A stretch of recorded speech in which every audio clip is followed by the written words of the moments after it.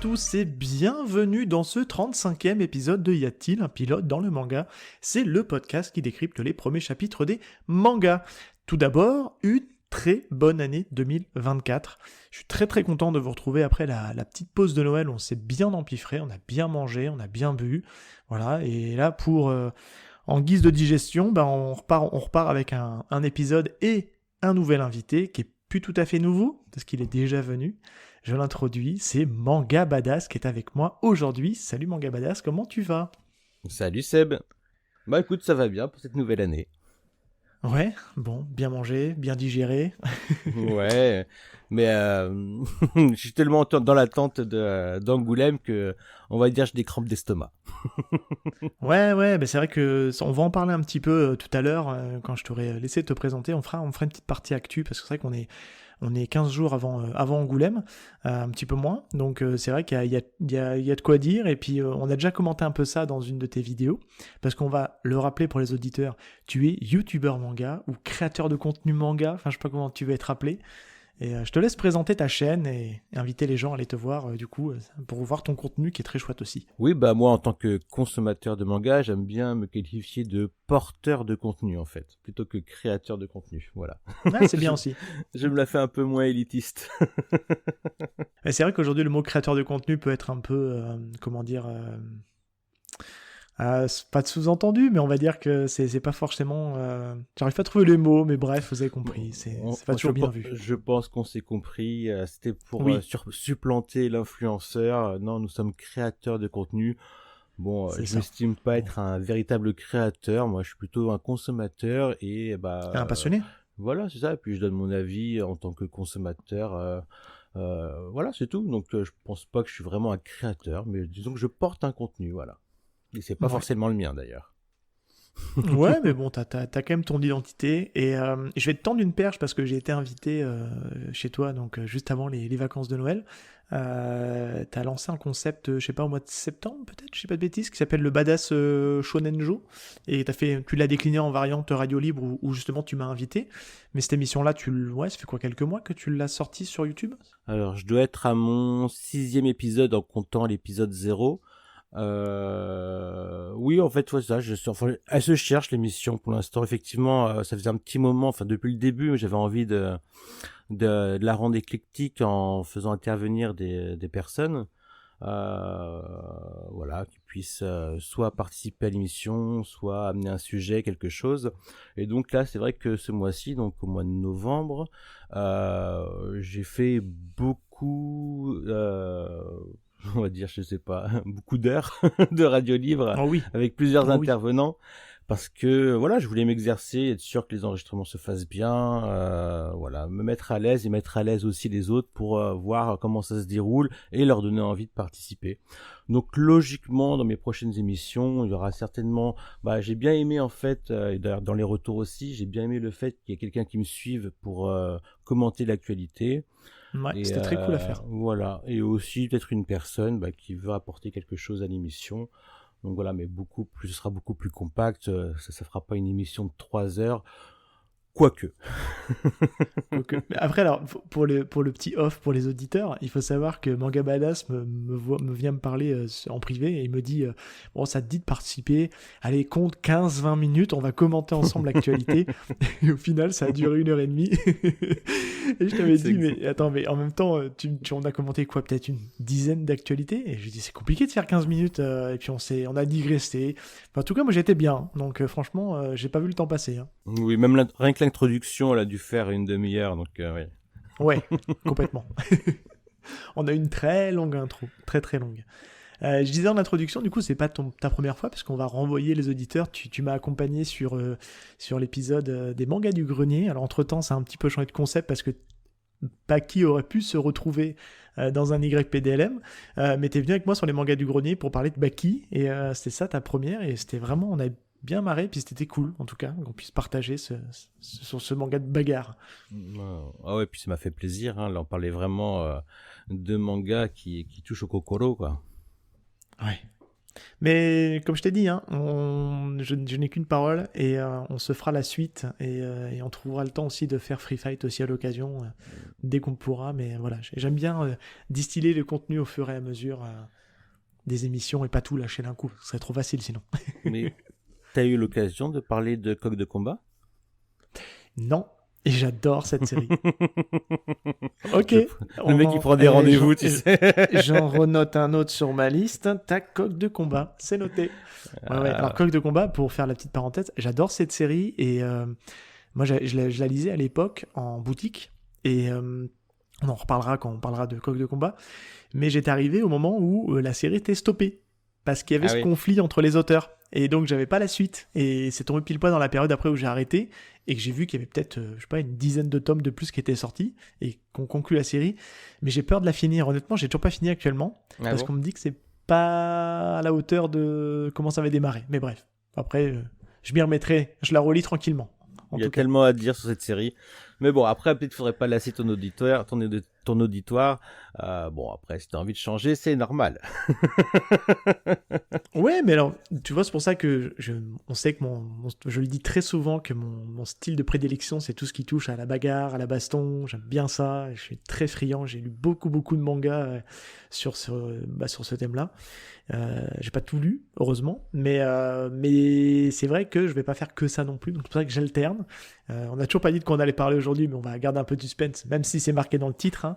On est en 2024, hein, c'est toujours le même running gag, hein, vous l'avez bien entendu. Avant qu'on se lance dans ta dernière lecture marquante, je voudrais qu'on l'avait fait un petit peu sur ta chaîne, mais je voudrais en profiter puisqu'on est vraiment dans le mois d'Angoulême. Commenter un petit peu, toi, tes attentes par rapport à ce festival-là. Je sais que tu as déjà réservé ta chambre. Tu es monté en gamme au niveau de l'hôtel, apparemment. C'est ce que j'ai cru comprendre. Je suis revenu aux sources. Voilà. Et du coup, a priori, ça a été prêt pour Angoulême. Ah ouais, non, mais je suis prêt depuis maintenant 6 mois. Hein. C'est pas plus. Ah ouais. Je me suis pas fait avoir comme la précédente année où j'ai atterri dans un F1. Mais en fait, je dis ça, mais en fait, le F1 était déjà pris, alors je me suis pris plus tôt cette année. Donc, voilà. Moi, je suis allé dans l'Ibis que j'avais déjà testé avec ma femme, la première année où j'ai participé à Angoulême. Non, donc je suis content. Là, je vais avec 2 camarades, dont Zeno qui a participé à ma dernière émission. Donc voilà, là on part en groupe 2-3, on est prêt s'il y a besoin à se lever tôt pour certaines dédicaces. Moi j'avoue que si je dois me lever tôt ou pas me coucher, ce sera uniquement pour Hiroaki Samura, donc l'auteur de l'Habitant de l'Infini. Ok, c'est ton goal, d'accord. Ah ouais, c'est mon but ultime, là, comme c'était pour Ryuichi Ikegami l'année précédente. Et puis je suis vraiment très pressé de voir l'exposé de Moto Hagio et son catalogue par la même occasion. Alors quand tu dis exposé, tu parles de sa masterclass ou tu parles de son exposition du coup? Non, dans son exposition. D'accord. Oui, la masterclass. J'ai pris toutes les masterclass également, mais c'est vraiment l'exposition, donc je suis vraiment très pressé de voir, parce que souvent elles sont vraiment très très bien faites, celles qui sont exposées au musée. Ouais. Alors on peut le rappeler pour les auditeurs. Hein, donc il y a 3 mangaka d'annoncer, alors il y a un peu plus, mais les 3 principaux et qui ont une expo associée. Donc il y a Moto Hagio pour le clan des pots, Samura du coup comme tu l'as dit pour l'habitant de l'infini, et on a Shinichi Sakamoto, c'est dur à dire.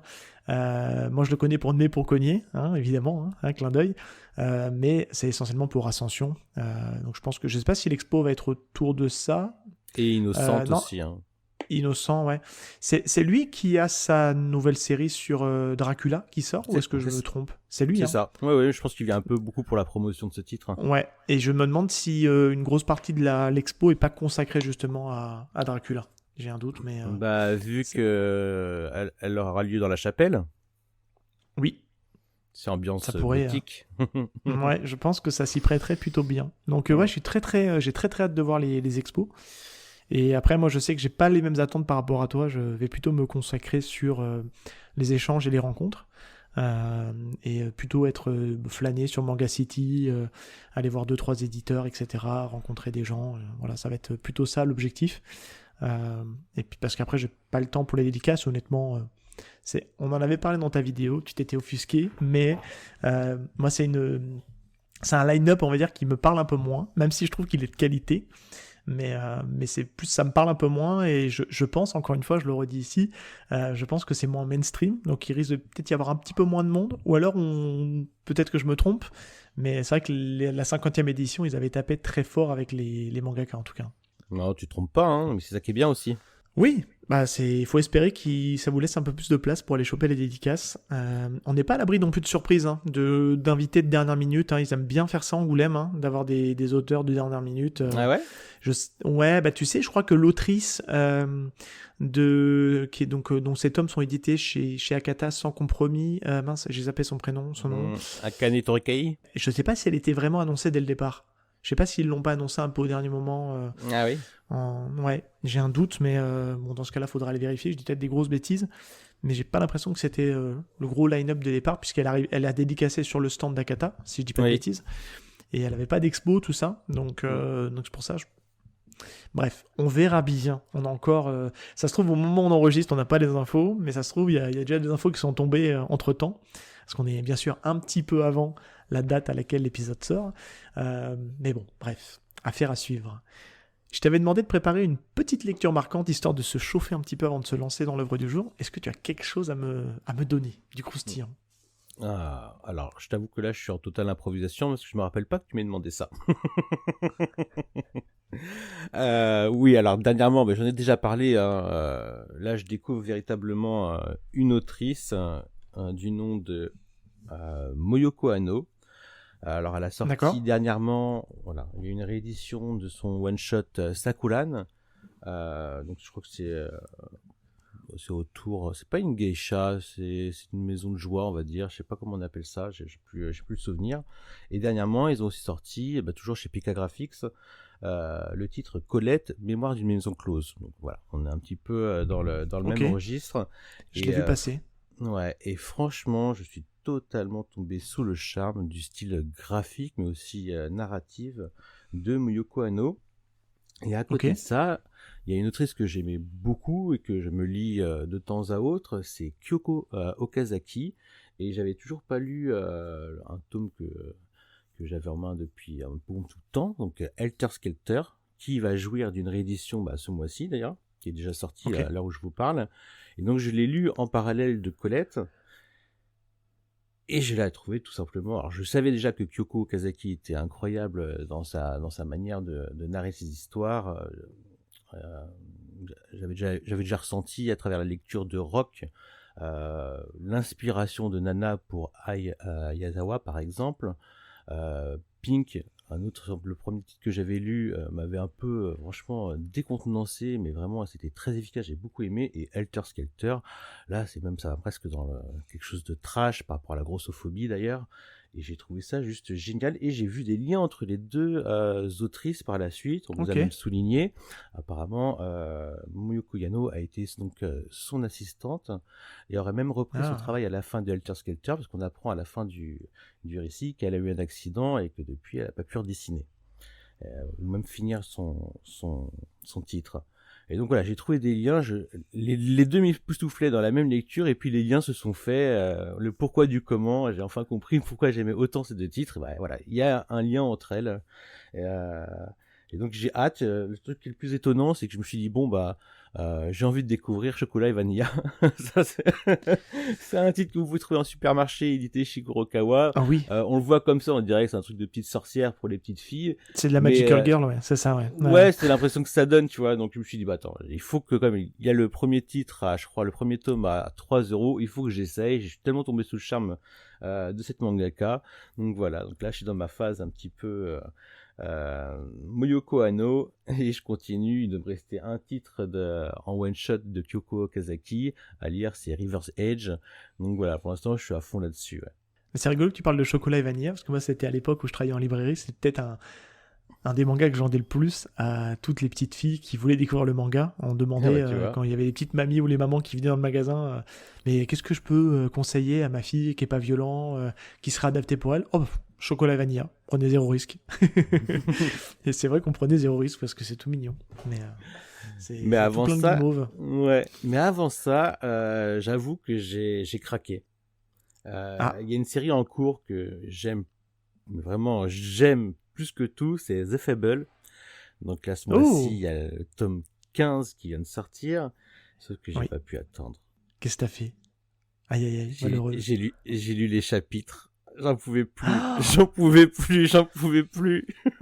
tu sais que je me ronge le frein, moi. Je me ronge vraiment le frein sur The Fable. Hein. Je prends mon temps. Hein. C'est de la faute des autres. Ils me disent qu'ils l'ont lu. T'es pas prêt, patati patata. Ah, Il j'ai faut craqué. pas se laisser influencer, voyons. Ah non, mais j'en pouvais plus. Le tome 14 était tellement bon. Il relançait un arc qui était tellement jouissif. Je voyais le personnage féminin qui joue la sœur Oui, du personnage génial. principal qui me fait tellement triper. Je voulais trop lire la suite mais je regrette pas. De toute façon, quoi qu'il arrive, j'achète les mangas. C'est trop de la bombe. Alors c'est un coup de cœur de l'année dernière ou de cette année, parce que le temps passe vite. Mais The Fab, moi j'ai fait le choix de stopper, de faire une pause au tome 13. Donc la fin de l'arc qu'on sait, de ce qui se passe dans le tome 13, avec l'espèce de corporation un peu chelou là, qui fait de la traite d'enfants. Enfin bref, j'en dis pas plus, mais qui est juste ma boule dans sa conclusion. Et j'ai dit ok, allez, là je fais une pause. J'attends un peu que ça sorte, hein, parce que c'était long, hein. Entre le tome 12 et le tome 13, on a eu 6 mois, je crois, ou c'était entre le tome 11 et le tome 12 qu'on a eu 6 mois. Enfin, c'était beaucoup trop long, quoi. Enfin, tu te dis, mais ouais. Donc, je veux plus vivre ça. Donc maintenant, je laisse un peu sortir. Tu vois, je sais que j'ai 2 tomes de retard, Bah, et j'irai me les prendre plus long. Comment? Ce sera d'autant plus long. Mais non, parce qu'au moins, je pourrais les acheter en une seule traite. Je pourrais acheter 2-3 tomes d'un coup, et puis du coup, je serais tranquille, tu vois. Je me dis, hop, là, comme ça, c'est bon. Mais tu vois, je te rejoins, c'est trop long, mais en même temps, et puis à chaque fin de lecture, j'ai envie de lire la suite, mais en même temps, il y a tellement de choses autour que j'ai complètement zappé que ça fait plus de 3 mois qu'il y a eu entre les deux, quoi. Ouais, après, j'arrive pas à comprendre parce que la série est terminée. Donc, est-ce que c'est un choix financier, tu vois, de mettre autant de temps à les sortir? Est-ce que c'est un bouquin qui coûte cher à éditer, tu vois? Parce que mine de rien, il y a une petite DA quand même qui est sympa. Les mangas sont vraiment de super qualité, je trouve. Donc, je sais pas. J'ai pas d'explication. Mais surtout qu'on a la 2e saison qui est en cours de parution. Donc, je sais pas. On pourra reparler à travers le titre qu'on va présenter. Complètement. Il y a peut-être des choses et des parallèles à faire, n'est-ce pas? Clin d'œil. Moi, je vais aller être assez rapide. C'est une découverte assez récente. Il y a 2 tomes qui sont parus au moment où on se parle. J'ai lu le premier tome, c'est Le vendeur du magasin de vélo chez le Lézard Noir. Et j'étais assez surpris en fait en le prenant parce que je m'attendais vraiment à avoir le format habituel de chez Lézard Noir, qui est un peu à mi-chemin entre la BD et on va dire les comics. Et en fait, non, pas du tout. On est sur un format plus classique de manga. Là, c'est une couverture cartonnée, pas souple. Vous savez, il y a la jaquette qui se remet par-dessus. Et c'est tout mignon. C'est tout mignon. On suit en fait... on suit notre héroïne, dont j'ai déjà oublié le nom, alors je suis très très nul, alors je vais le rechercher vite fait. Voilà, on suit donc Tomoko Hano, qui a une 30aine d'années, et qui est quelqu'un qui se laisse un peu vivre, un peu dépassée par les événements. Voilà, elle est gentille, mais elle ose rien refuser aux gens, et on sent qu'elle est dans ce côté un peu plan-plan de la vie de tous les jours, jusqu'au jour où elle va croiser le personnage de Takahashi. Alors quand vous prenez la couverture, c'est ce personnage avec une espèce de mèche blonde décolorée. Mèche rebelle. Ouais, la mèche rebelle, qui lui est officier en tant que réparateur de vélos dans son quartier. Et une relation va naître entre ces deux personnages-là. Voilà, j'en dis volontairement pas plus parce que ce qui est vraiment beau, c'est vraiment l'histoire. Moi, je sais que j'ai un petit peu eu de mal avec le dessin, que je trouve qu'il est pas ouf. Enfin, voilà, je suis pas ultra fan, pas ultra client du dessin. C'est pas moche, mais il y a un petit côté un peu pas maîtrisé. Enfin, manque un peu de maîtrise par moment, je trouve, dans le dessin. C'est un avis personnel. Ouais. Voilà, minimaliste, ouais, c'est peut-être le mot que je cherchais. Mais par contre, le récit est d'une telle force, je trouve. On est sur du tranche de vie, hein, je le répète souvent, c'est un peu mon kink du moment, de suivre des histoires où il se passe pas grand chose, c'est-à-dire qu'il n'y a pas d'action, il n'y a pas de bagarre, des choses comme ça, comme j'ai l'habitude de lire des fois dans des mangas. Mais là, on est sur de la romance, on est sur de la tranche de vie, et c'est chouette, vraiment, c'est vraiment super. Et ça peut parler aux geeks aussi, parce qu'il y a pas mal de références geeks dans ce manga, en tout cas dans le premier tome que j'ai lu. Et pour l'instant, c'est un grand oui, et j'ai hâte de lire la suite. Et franchement, je trouve que, pour le coup, Les Arts Noirs, souvent, ils font souvent bonne pioche dans leur choix éditorial. Petit bémol, alors vraiment un tout petit bémol, c'est peut-être son prix. Il est vendu 8,50 € pour un petit format. C'est vrai que ça reste un petit peu cher et ça peut, entre guillemets, ne pas être une priorité pour certaines personnes parce qu'on est à plus de 8 €. Vous savez, hein, aujourd'hui, c'est très compliqué avec... on en parlait déjà l'année dernière avec le côté inflation, tout coûte cher aujourd'hui et forcément, on réduit forcément aussi la voilure avec les mangas. Et aujourd'hui, dans un manga à 8,50 €, est-ce que ça va être une priorité d'achat? Je suis pas sûr. Mais à côté de ça, c'est un super titre, donc foncez.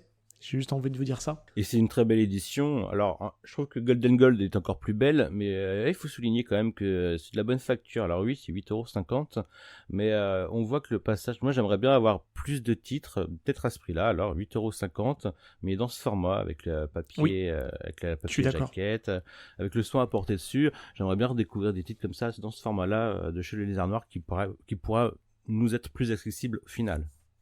Ouais, parce qu'il faut savoir que normalement, en général, ça coûte entre 11, 12, 13 € un tome de chez les Arnois, en fonction de l'épaisseur et du nombre de papiers, enfin, le nombre de pages qu'il y a dedans. Là, on est sur du 8,50, mais c'est vrai que l'édition, pour le coup, elle est vraiment top, quoi. C'est Et ce sympa, que j'aime beaucoup, c'est qu'il y a tout aussi un travail éditorial. Ils ont recueilli, en fait, aussi, alors je pense que ça doit être dans l'édition d'origine, hein, mais il y a tous les commentaires de l'autrice à la fin, où c'est hyper intéressant. On comprend, en fait, la genèse du projet, de l'histoire, qu'il y a un peu de elle dans ce manga. Il y a souvent un peu de l'auteur, hein, dans les mangas qu'on lit, mais c'est vraiment intéressant. Je trouve que c'est même aussi intéressant que l'histoire elle-même. Donc voilà, j'espère que je vous aurai bien vendu le vendeur du magasin de vélo. Bon, mon cher Manga Badass, est-ce que on se lancerait pas dans le manga du jour qui fait vroom vroom? Ah, il fait vroom vroom. Ça fait vroom vroom, ouais. Il fait vroom Est-ce vroom, que c'est c'est les vrai, vraies hein. voitures, hein? On va en discuter. Est-ce que ça va être le sujet? Allez, je fais un petit rappel quand même. Nouvelle année, on va rappeler le concept pour les fans de Manga Badass qui auraient atterri ici, qui se diraient mais qu'est-ce que c'est cette émission? Bah, en fait, dans YPDLM, qu'est-ce qu'on fait? Bah, on analyse, on regarde le premier chapitre d'une œuvre, histoire de la décrypter, d'essayer de voir ce qui s'y passe, de commenter ce qui s'y passe un peu en direct. Et après, derrière, ben, c'est surtout une opportunité pour nous de parler de l'œuvre, de mettre en avant une œuvre, puisque ben, c'est souvent une œuvre, ça sera tout le temps même une œuvre qu'on apprécie. On peut y apporter quelques nuances, mais voilà, là je dois le dire et je dois te remercier. C'est toi qui as fait le forcing en me disant il faut que tu le lises. Et il n'y a pas le choix, tu prends les 3 tomes d'un coup, parce que tu verras, c'est génial. Et je dois reconnaître que tu avais raison. Donc aujourd'hui, on va vous parler de Capeta. C'est parti.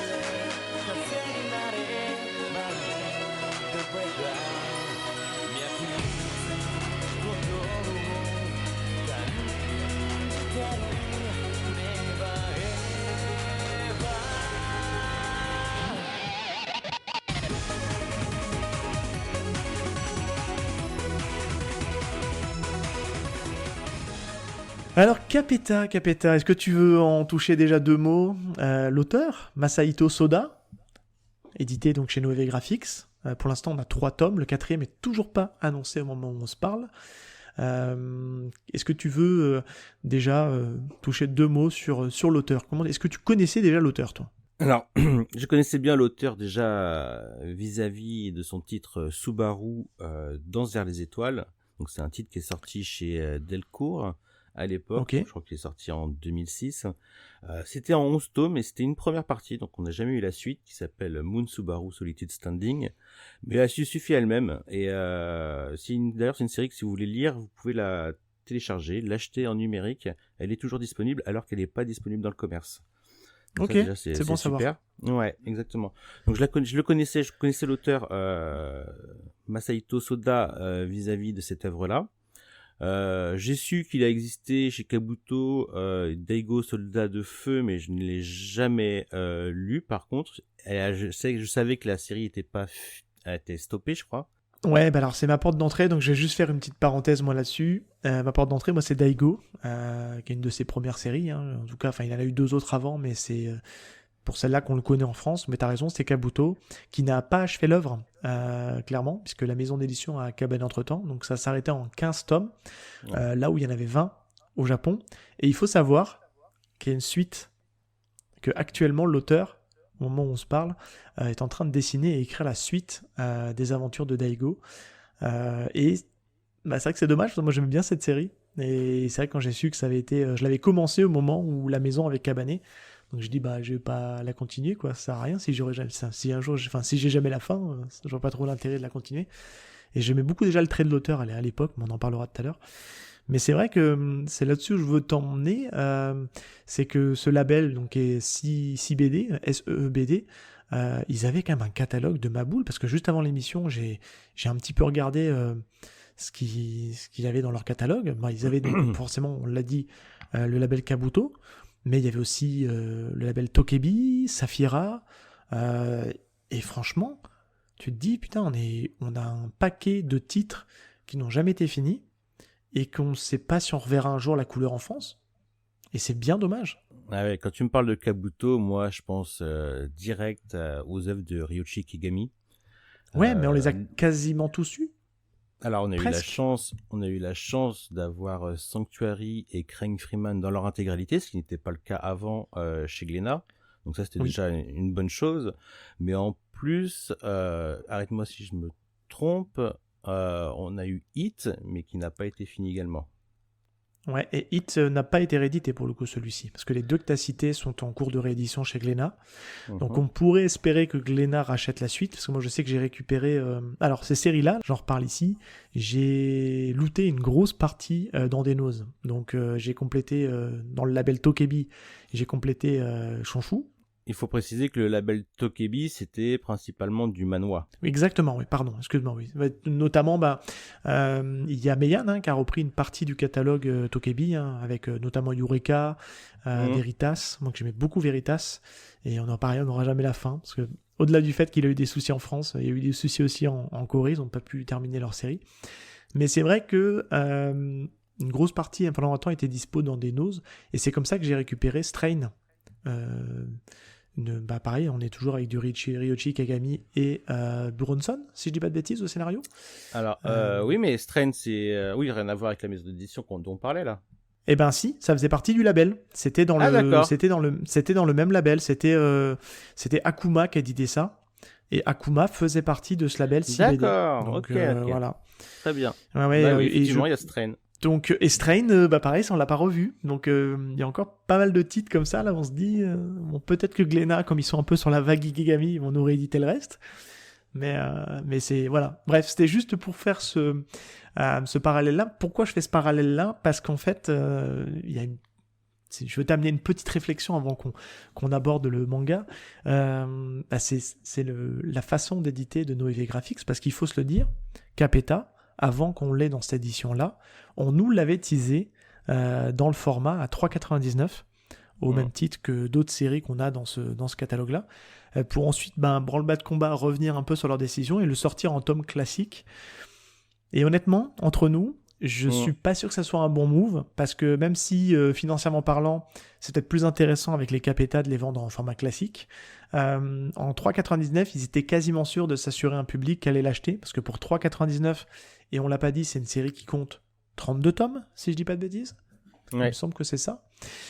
Eh ben, je pense qu'il y aurait eu plus de gens à l'acheter, parce que je suis Ah. pas convaincu que ça fonctionne.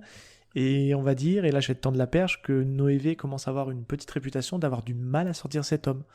Et ça, c'est dommage, et on ne sait pas pourquoi. C'est pas une critique, hein, c'est juste un constat très factuel. Hein. Pour ce cas-là, je te rejoins pas du tout.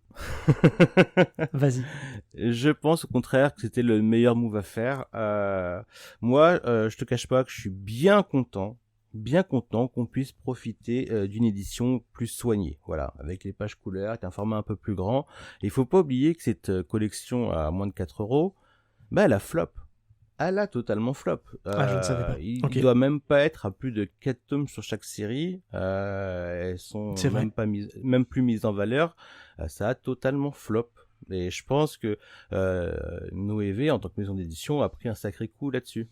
Ils se retrouvent un petit peu empêtrés avec ça, parce qu'ils font quand même, en plus, c'est des séries longues, certaines ne sont Ouais. pas finies, et voilà, ça vend pas du rêve, et ça inquiète beaucoup je vais dire de lecteurs, mais de consommateurs surtout.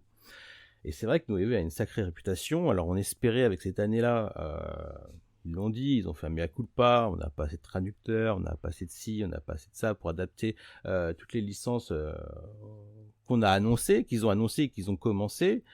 Donc c'était assez inquiétant par rapport à tous ceux qui ont commencé des séries chez eux. Et c'est vrai que Capeta, on nous l'a apporté avec de l'espoir. Alors pour moi, je trouve que je suis très content de l'édition. Je le redis pour les pages couleurs, pour le soin apporté. Dommage pour la hausse de prix, mais après, voilà, c'est égalisé, c'est normal.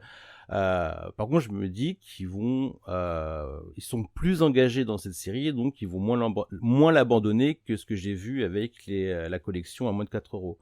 Le seul truc, c'est qu'effectivement, là où on s'attend à avoir, voilà, une exploitation tous les 2 mois, dans nos rêves les plus sincères, en 32 tomes, ce serait qu'ils aient prévu le coup en amont et qu'ils fassent ça mensuellement, chaque mois. Mais pour l'instant, on se retrouve plus à des sorties trimestrielles, voire plus. On va être à la retraite en fait quand ça va terminer. Mais tu rigoles, mais on est vieux, donc c'est un peu dangereux. C'est l'enjeu. Non, je veux pas mourir sans avoir lu la fin. La fin de Capeta. Non, mais on peut s'interroger sur nos EV Graphics. On peut s'interroger sur nos EV Graphics. Qu'est-ce qui se passe? Est-ce qu'ils veulent mettre les clés sur la porte? Est-ce qu'ils veulent revendre? Est-ce qu'ils ont plus les moyens d'assurer leur série?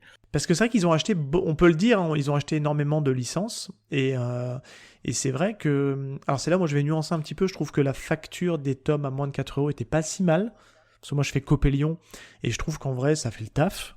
Mais après, c'est vrai qu'on se pose toujours la question de la logique industrielle et de la marge qu'ils peuvent dégager de ce type de fabrication-là. Donc clairement, on peut se dire, bon...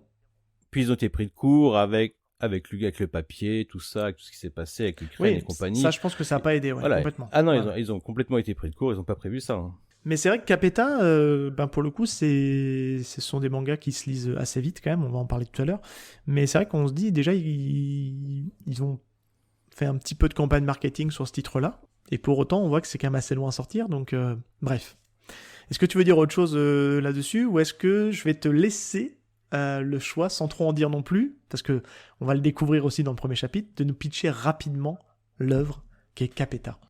Bah alors, je peux en venir à la genèse. Moi, j'ai connu Capeta d'abord par son adaptation animée qui est sortie, il me semble, vers 2005, un truc comme ça. 2005, ouais, c'est ça. Ouais, voilà, donc j'ai dû le voir aux alentours 2005-2006, lorsque, à l'époque, on téléchargeait sur Emule ou autre, sur les torrents.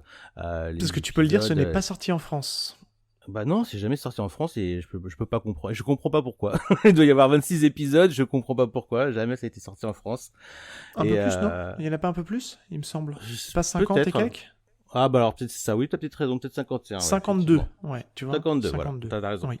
Non mais voilà, c'est vraiment pas beaucoup, quoi. Ça a toujours été un mystère pour moi. Ouais, puis clairement, ça irait ce type de série-là. Déjà, je pense que ça donnerait un coup de boost au manga papier si ça sortait en animé. Parce qu'on a toujours cet effet un peu booster d'animé. Et je pense que ça irait très bien dans le catalogue ADN.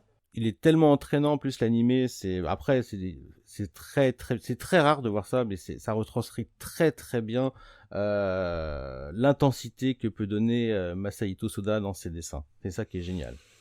Ouais. Ça, on va en parler justement parce que c'est quand même un des gros points forts du manga.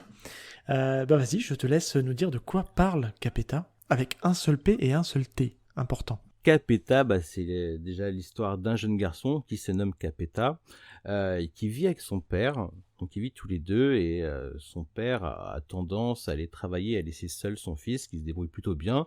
Et un jeune garçon, je sais pas quel âge il a, il doit avoir peut-être dans les 7-8 ans, non? Il a 8 ans, je crois, il me semble. Il a 8 ans? C'est ça qui... Voilà. Ouais, il me semble donc que voilà, c'est ça, ouais. Ce qui fait que Capeta est assez mature pour son âge, il prend soin de son père, lui prépare des bento, tout ça, et il se retrouve parfois des week-ends tout seul pendant que son père va travailler. Et le truc, c'est que son père va trouver une carcasse de karting et vouloir l'offrir à son fils pour un petit peu lui trouver une passion pour qu'il soit moins seul, qu'ils partagent une passion commune ensemble.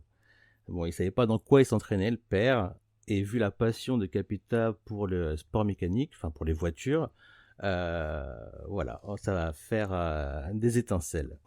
On pourrait même parler de prédisposition. Je pose ça là, parce que ça va être un peu le sujet de après, c'est que ce gamin-là, il a quelque chose d'insoupçonné qu'on n'aurait pas forcément trop parié là-dessus. Je vais déjà te demander ton avis déjà, parce que j'aime bien faire ça, avant de se lancer dans le premier chapitre, déjà de ce que tu t'en as touché deux mots déjà, mais de nous dire vraiment de ce que tu penses déjà de l'édition de Noé Graphiste là-dessus, et de terminer par ton avis sur la couverture de ce tome 1, puisqu'on démarre toujours par le tome 1. Qu'est-ce que tu penses de cette jolie illustration? Déjà, je t'oriente, parce que l'illustration est plutôt jolie, de ce tome 1 de Capeta. Dis-moi tout.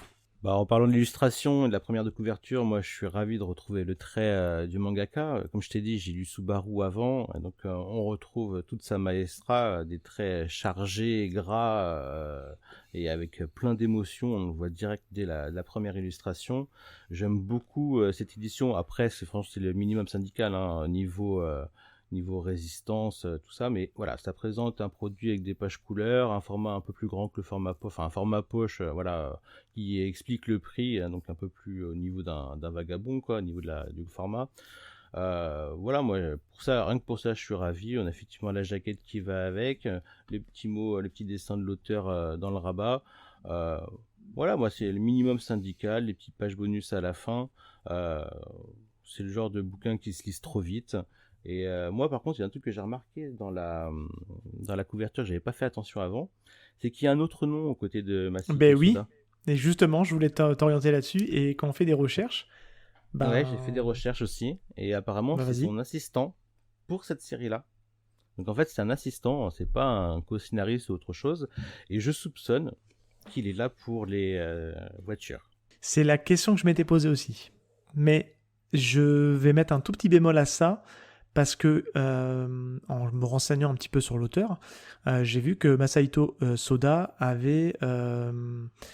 est-ce qu'il avait... Non, je te dis des bêtises, je refonds, c'était par rapport à la série de Danseurs Étoiles, et du coup forcément moi j'ai fait le lien, parce que Subaru c'est aussi une marque de voiture, et donc je pense que tu as raison. Je couperai ça au montage. Oh, t'inquiète pas, c'est rigolo. Mais oui, je viens de faire le lien avec la série, que moi je l'ai pas lu justement, cette série-là. Et donc voilà. Écoute, moi je te rejoins. Moi perso, je l'ai lu en numérique sur Google Play. Pareil, je trouve que la couverture ressort bien. J'aime bien. Alors ça me fait penser à une de tes vidéos où tu parlais justement des problèmes de droit avec les marques sur Captain Tsubasa. Je me dis là, ils peuvent avoir aussi le même problème parce qu'on reconnaît bien les logos de Shell, de Bridgestone, de Vodafone. Mais je trouve qu'il a la classe, et cette illustration, elle est vraiment chouette. On sent qu'il est vraiment bon avec l'aquarelle. Et justement, c'est ce qu'on va découvrir assez rapidement, parce que du coup, on rentre dans un espèce de préambule où on voit du coup Capeta en train de dire au revoir à son père, et on comprend assez vite qu'il va rester tout seul toute la journée, et que son père va rentrer tard, mais qu'il va rentrer tellement tard en fait que il va être obligé d'aller manger chez les voisins, donc les parents de Monami. On va voir juste après qui est Monami justement. Et là, c'est chouette parce que on a 4-5 pages en couleur. Et je trouve que c'est vraiment une très jolie couleur. Et ce préambule nous apprend que Capeta, justement, va participer à la 34e fête sportive de son école, et que pour éviter d'embêter son père, parce qu'il travaille aussi le week-end, son père, il est, comme tu le disais tout à l'heure dans la description, il est souvent absent, il va pas l'embêter, et puis il va se débrouiller tout seul. Et j'aime beaucoup, et là je vais te laisser la main sur ce préambule, me dire un peu ce que tu en as pensé. J'aime beaucoup la petite phrase qui nous projette dans l'avenir, puisque une voix off nous dit « Dans un futur pas si lointain, ce jeune garçon livrera une lutte sans merci. » Alors, je suis désolé Seb, mais je peux pas laisser passer ça. J'ai écouté ta dernière émission avec Valentin Paco, et il a tellement bien vendu son premier chapitre de Katsu, qu'il fallait que je travaille ça. Je peux pas laisser passer ça. Donc moi aussi, je me suis arrêté case à case. Il faut qu'on revienne sur les pages couleurs, là. Eh ben vas-y, je t'en prie. Et tu sais quoi? Je sens que t'as bien taffé le truc. Donc je vais te laisser la main. Moi, ça me fait du bien, ça me repose. Je vais te laisser dérouler le premier chapitre comme Valentin Paco. Et puis, comme dirait un certain, challenge accepted. Je t'en prie, vas-y. Dès que tu ouvres la page, tu atterris. Donc il n'y a pas de préambule, il n'y a pas de sommaire. Tu atterris sur la page couleur. Et on a le droit à un soleil couchant. Donc on a là, vraiment, le soleil couchant se voit grâce aux pages couleurs déjà. On a un père qui laisse son fils car il doit travailler de nuit. Ça, on le voit dès la première case. Donc déjà, ça nous installe. Voilà. il est marqué travaux de voirie et le nom de l'entreprise Ikari Revêtement, donc l'entreprise sur le camion du père. Donc on comprend tout. On comprend que son père travaille, voilà, faire des revêtements, travaille sur les routes, un métier qu'on voit souvent d'ailleurs quand on est accoutumé aux dessins animés, aux films. Souvent les travaux de nuit, ce sont des revêtements de route. Donc tout, voilà, on est dans l'ambiance, on comprend tout et on comprend que ce n'est pas que pour une nuit, mais qui parle bien d'un retour lundi, donc d'un week-end. Et lorsqu'il parle aussi du fait que, j'oublie tout le temps le nom de la jeune fille, Monami. Monami. Voilà. Et lorsqu'il parle des parents de Monami, on comprend aussi que cette famille a l'habitude d'aider, par exemple, Capeta à se nourrir si besoin. Donc, toi, tout indique que ce n'est pas la première fois que cette scène se déroule. Ça, D'accord. c'est la première Je page. t'en prie. Vas-y, je t'en prie, je te laisse dérouler. À la deuxième page, on nous montre un jeune garçon mature qui prend soin de son père. Alors que ce soit en lui préparant un panier repas ou des vêtements rechange parce qu'il part pour le week-end, ce qui contraste avec un père qui lui semble plus distrait, voilà, on dirait que c'est lui qui est un peu plus le gamin, quoi, entre le père et le fils. Il le dit lui-même d'ailleurs. Hein. Oui, il le dit lui-même. Donc il y a vraiment un portrait du père et du fils qui est installé. Dans la troisième page, Capeta fait des signes pour dire au revoir à son père qui part travailler donc tout le week-end. Et à la vue du jeune garçon, on s'arrête. Enfin, il y a une bulle qui dit, une bulle qui correspond au collègue du père de Capeta, qui s'émeut de voir cet enfant se retrouver encore seul.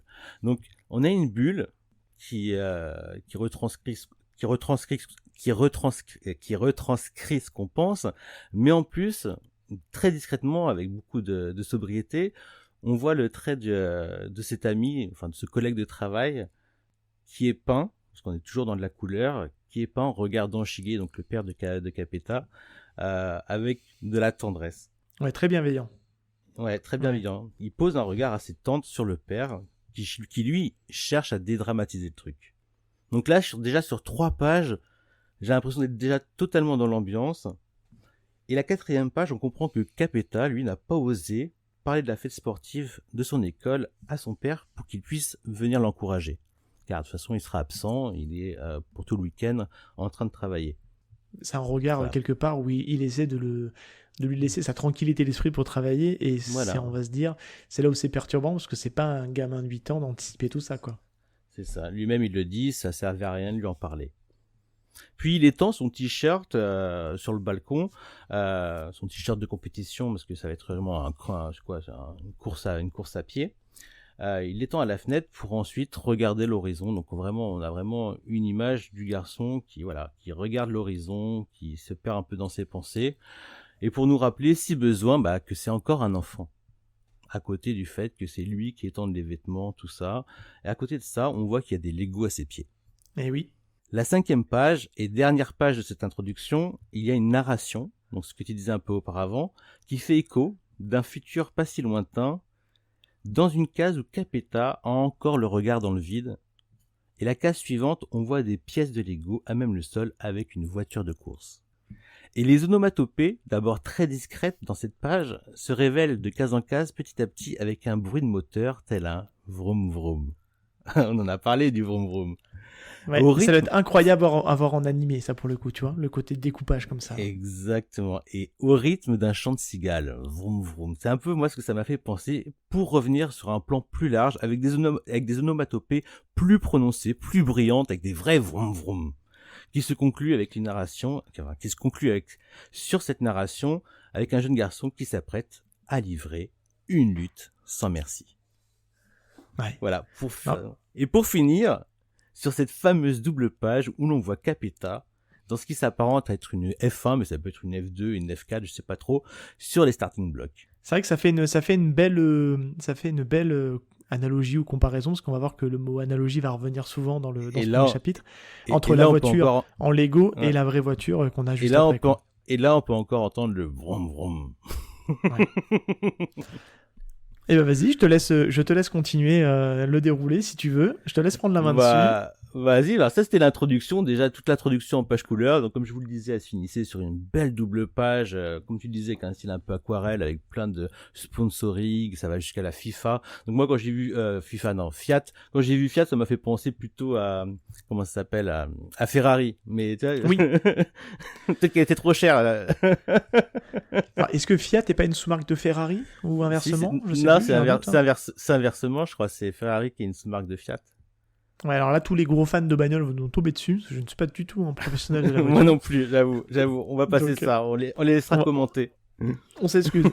On arrive du coup dans le début du premier chapitre, où on voit Voilà. donc Capeta qui est ce qu'on estime être au bord d'une voie rapide. Et Ouais, c'est ça. on voit qu'il a une certaine capacité et une certaine connaissance au niveau des noms des voitures, puisqu'il est capable de reconnaître les voitures et de dire la marque de la voiture à 8 ans. Donc on sent, ça nous donne un indice qu'il a une vraie passion pour ça. Et c'est à ce moment-là qu'on nous introduit du coup le personnage de mon ami. Et je te laisse reprendre la main si tu veux là-dessus. Oui, effectivement, on voit Capeta en train de simuler la conduite de cette GTR qui passe devant lui. Et ah oui, et c'est là qu'effectivement on découvre le caractère de Capeta. Parce que là on le voyait face à son père, seul sans son père. Et là on le découvre avec des autres enfants. Donc on voit qu'il a un caractère qui est assez marqué. Il est loin de se laisser faire face à eux. Et surtout face à ceux qui lui cherchent des poux. Alors, malgré l'attention qu'on lui porte, que ce soit en bien ou mal, parce que mon ami c'est quelqu'un qui est très attentionné envers lui, qui veut savoir par exemple pourquoi il n'est pas venu manger, patati patata, chez ses parents, parce que voilà. Et par contre, il y a Nobu, un autre garçon qui lui semble être pris d'affection pour mon ami, Ah bon qui va chercher des noises à Capeta. Le truc, c'est que malgré toute l'attention, comme je le disais, en bien ou mal qu'on lui porte, eh ben Capeta donne toujours cette impression de s'ennuyer et de souffrir d'une certaine solitude. Et puis je crois qu'on a ensuite, on va pas faire toutes les cases, mais grosso modo arrive la fête sportive et Nobu, donc le garçon qui l'embêtait principalement parce qu'il est jaloux de l'attention que lui porte mon ami, affronte Capeta à la course comme si c'était un duel. Oui, on sent que de toute façon Nobu là-dessus l'a un peu désigné du fait qu'ils ont tous les deux entre guillemets la même cible, même si je pense que du point de vue de Capeta, c'est moins marqué de son vis-à-vis de mon ami. Il est juste avec elle parce que c'est sa voisine, pour l'instant en tout cas, on nous le décrit comme ça. Mais en tout cas, Nobu s'en est vu un rival. Capeta est un rival pour lui, et c'est tout ce qui vient renforcer l'enjeu de cette course justement qui arrive, quoi. Et c'est là qu'on voit aussi toute la subtilité du mangaka, parce que ça va pas être juste un simple rival qui va vouloir bêtement l'affronter. Bien sûr, c'est ce qu'on voit au début. On voit qu'aucun des deux ne lâche l'affaire jusqu'à ce que Capeta voit les parents de Nobu qui sont en train de l'encourager, qui sont en train d'encourager leur fils. Et lui, il est soudain pris par une vision de son père, ce qui fait qu'il est pris d'une fatigue intense et que, voilà, il terminera la course dernier. Le truc, c'est que Nobu, d'abord heureux d'avoir battu Capeta, il va sembler qu'il va tilter sur quelque chose, il va se douter de quelque chose. Donc, tout de suite, là, on commence à mettre Nobu avec Une sorte de remise en question un petit peu, enfin, dans son regard, pas encore tout à fait, mais... Pas encore tout de suite, mais on voit qu'il est déjà plus... j'ai pas le terme, mais il est pas... le personnage est plus nuancé, voilà. Le personnage est plus nuancé que ce qu'il n'y paraît. Parce qu'il faut nous le préciser quand même, Nobu est présenté, et moi je t'avouerai que là-dessus, quand j'ai commencé à lire le manga, même si, attention, il y a un twist à un moment donné dans la relation entre les deux personnages, et j'en dis pas plus parce que nous on va vraiment s'arrêter au premier chapitre, et on ne le verra pas dans le premier chapitre. Nobu est un bully, est un harceleur du point de vue auprès de Capeta. On a l'impression qu'il est tout en train de l'emmerder, etc. Donc on se dit, ce mec-là, en fait, dans son regard, comme tu le disais justement, il y a un truc tu vois, il y a l'impression qu'il y a quelque chose qui commence un petit peu à mûrir, tu vois, dans sa tête. On se dit, oula, qu'est-ce qui se passe, quoi, tu vois, est-ce que mon comportement est adapté, tu vois? On comprend clairement qu'il y a quelque chose qui le dérange chez Capeta, mais il n'arrive pas à mettre le doigt sur quoi. Et puis lorsqu'il va arriver le moment du pique-nique, il va jeter des coups d'œil, et évidemment, ça va l'énerver un petit peu de voir qu'il a une relation si privilégiée avec mon ami et sa famille. Seulement le truc, c'est qu'on remarque que Capeta, lui, par contre, il en a rien à carrer, il n'arrive pas à se mettre dans l'ambiance de cette fête, tout simplement parce que, comme il le dit, la tronche de cake de son père lui manque trop. Bah, il y a un super flashback, hein, d'ailleurs, là-dessus, tu peux le dire, qui vient appuyer justement le fait que Capeta ne soit pas dans le mood, hein, on va dire, dans l'ambiance du truc. Et bah, on voit justement, on revoit les moments qu'il a partagés avec son père. Et là, j'aime bien parce que plutôt que de nous sortir, tu sais, les fameux pages noires sur fond blanc pour dire attention, c'est un flashback. Là, c'est à ce moment-là où l'auteur appuie un peu moins sur le crayon. Tu vois, c'est une case où on a l'impression que c'est juste crayonné et ça apparaît un peu plus pâle que tout le reste du Ouais. manga où l'ancrage est quand même bien appuyé. Et ça, je trouve ça malin parce que ça change un petit peu des codes classiques qu'on connaît. Et pour autant, on a compris dans la narration que c'était un flashback. Et ça, Bah oui. je trouve ça vraiment chouette. Ouais, parce que ce sont des images succinctes qui arrivent devant lui, quoi, qui le parasitent un petit peu dans son quotidien.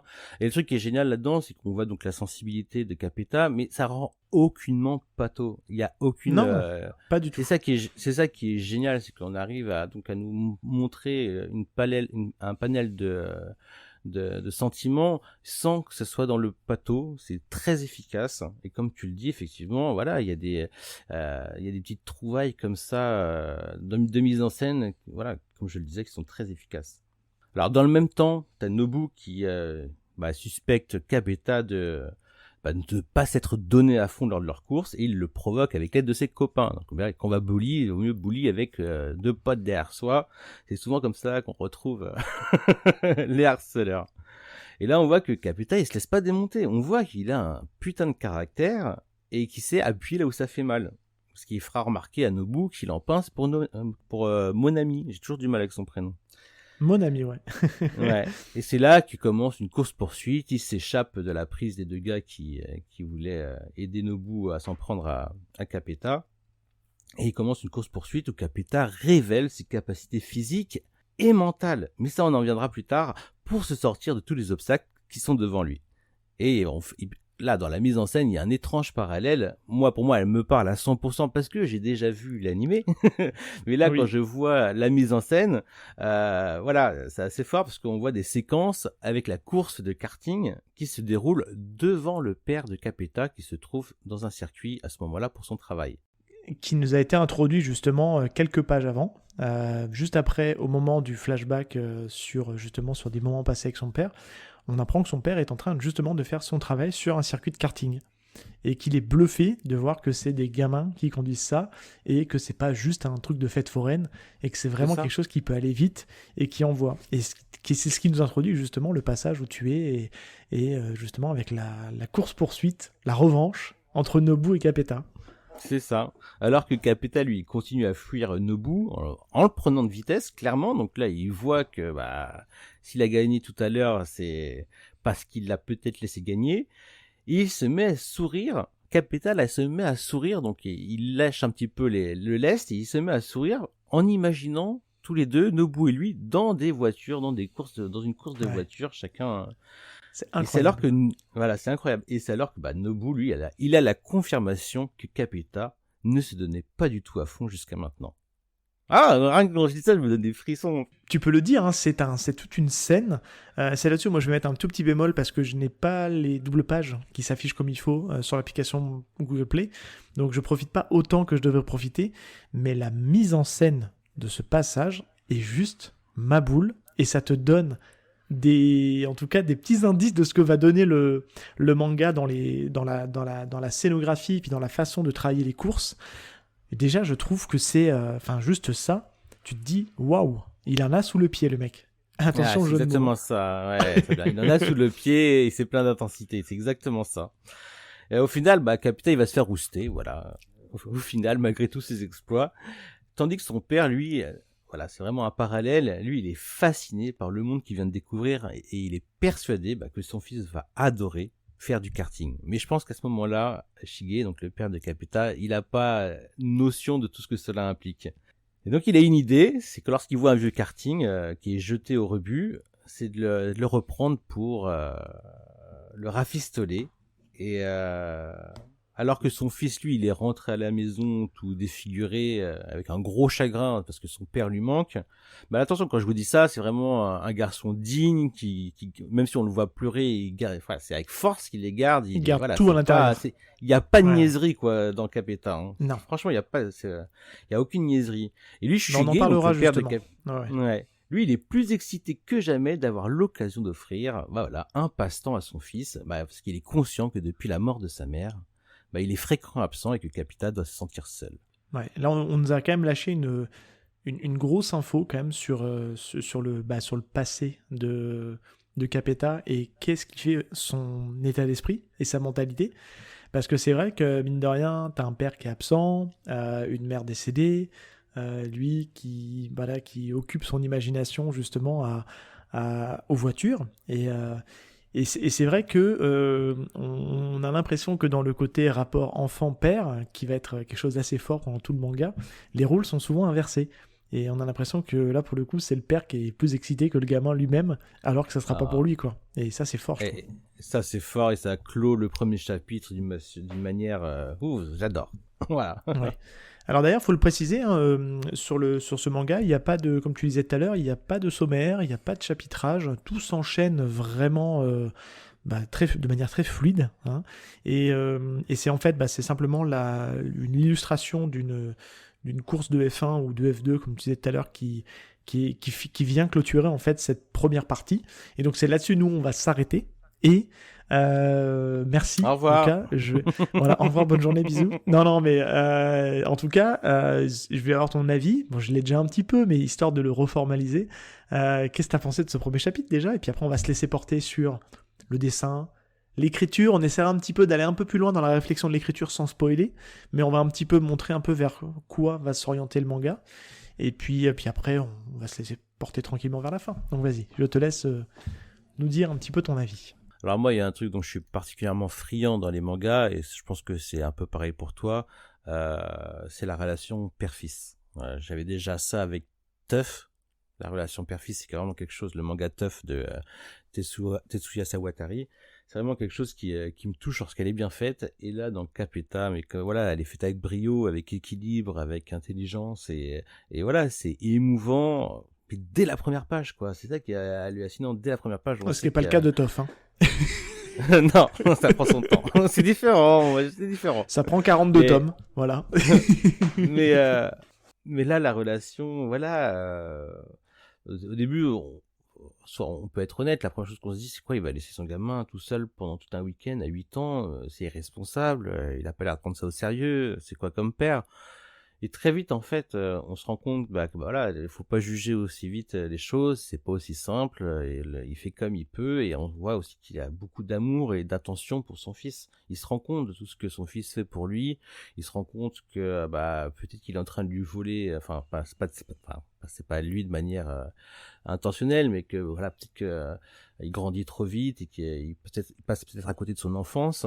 Et le fait, voilà, qu'il trouve ce karting, qu'il veut le faire plaisir à son fils, pour qu'il ait au moins une passion, parce qu'il doit savoir qu'il adore les voitures, mais souvent il le voit construire une Formule 1 avec ses Lego, tout ça. Donc voilà, il est conscient que son fils aime les voitures, il est conscient qu'il a besoin de divertir son fils, et surtout qu'il se sente moins seul. Donc s'ils peuvent partager ça tous les deux, lui à rafistoler le petit karting, et voilà, et c'est très efficace. Moi, c'est vraiment tout ce que j'aime dans du manga lorsqu'il y a une relation père-fils, quoi.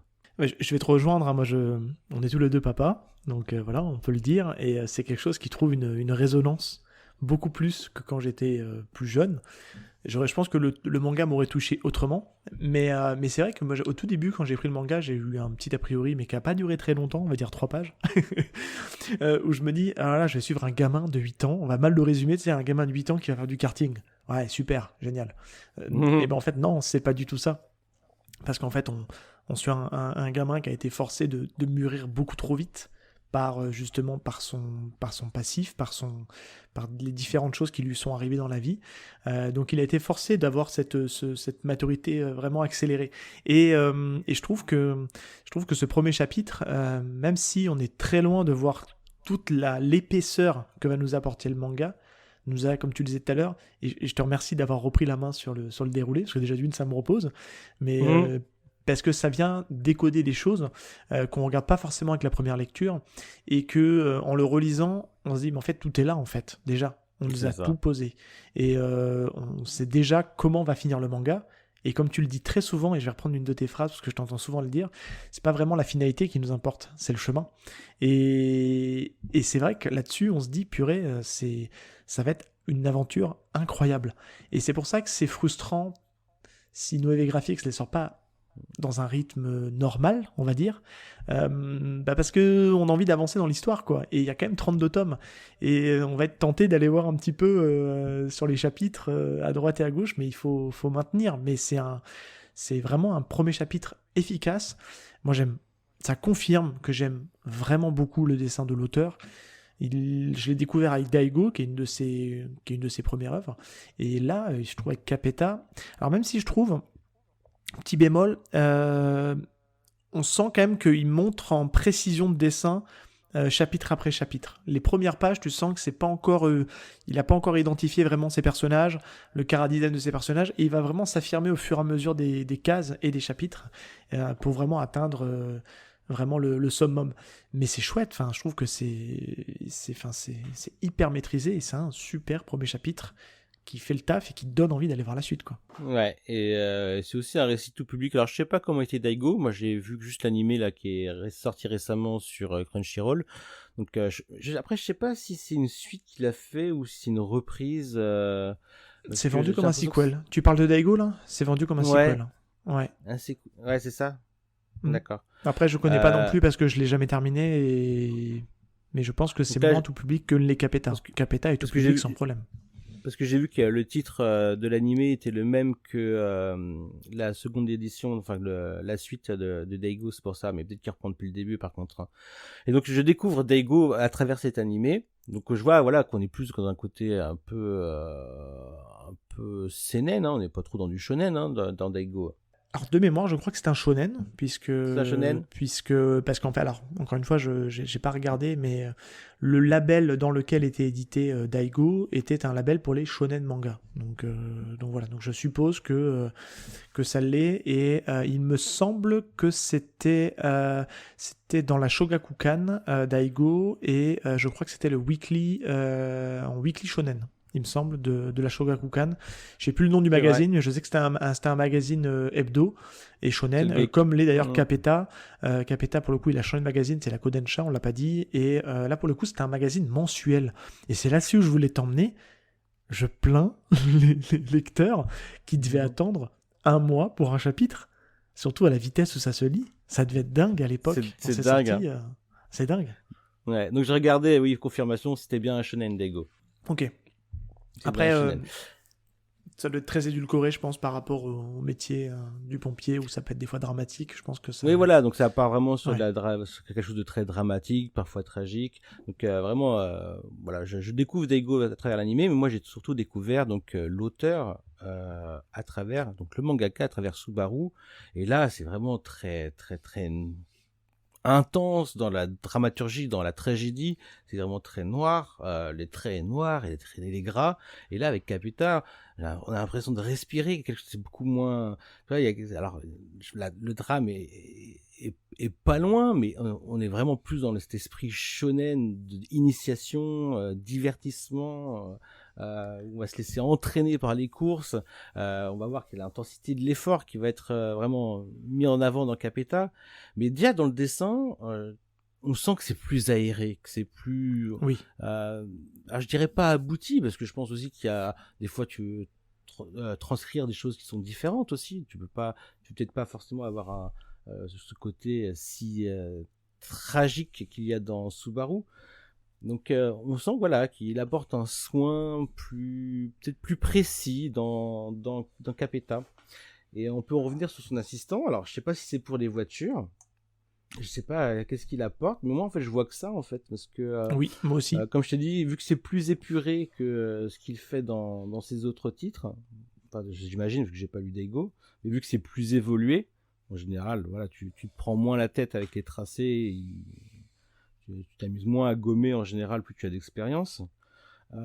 je me dis que ouais, l'apport de comment il s'appelle déjà, Kuro Tomiyama, se fait sûrement par rapport pour pas perdre de temps en tant qu'assistant sur les engins, quoi. Je vois pas ce que ça pourrait être d'autre parce que on peut pas dire que Capeta est, mis à part les circuits, les choses comme ça, Mm. on va dire un arrière, enfin un décor ultra développé. Il y en a, hein, c'est sûr, mais Ouais, on se ouais, dit que c'est quelque chose que l'auteur lui-même peut gérer.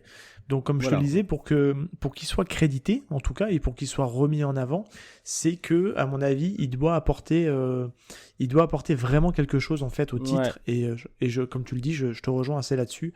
Je pense qu'à mon avis, c'est sa contribution sur la partie voiture, quoi, hein, clairement. Par contre, ça, c'est un truc que j'adore. J'en avais déjà parlé une fois dans une de mes vidéos. Moi, c'est un truc que j'aimerais bien voir de manière plus récurrente. Je sais pas, à la fin des tomes, tu sais, lorsque ça parle de l'édition ou je sais pas quoi. Ils font ça souvent dans les musiques. C'est parler des crédits, tu vois. Et moi, j'adorais qu'à chaque fin de manga, à chaque chapitre, ils nous donnent les noms des assistants. Des Oh, assistants. j'adorais ça. Ah ouais, Bah, j'adorais ça. tu sais que de plus en plus sont là. Je sais que je suis en train de me demander si Kishimoto le faisait pas déjà à l'époque avec Naruto. Enfin, il listait pas ses assistants à la Oui, fin. si, il faisait des petits dessins avec eux. Ouais, mais là, Exactement.